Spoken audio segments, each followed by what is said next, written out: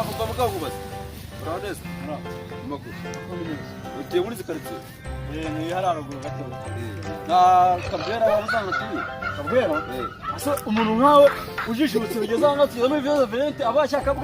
kabwera wa mu cyaro epiyopi kabwera duturanye urabona hara ku isoko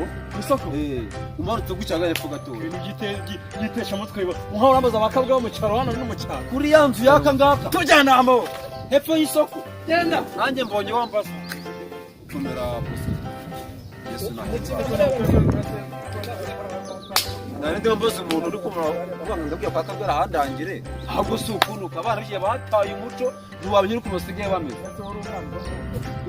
yewe ndafite ubwanwa ndakuze iki giti ufite byonyine ubona watamenye umutwe n'inzu ngo kwa kabwera ntamenya ngo niye wahandangiye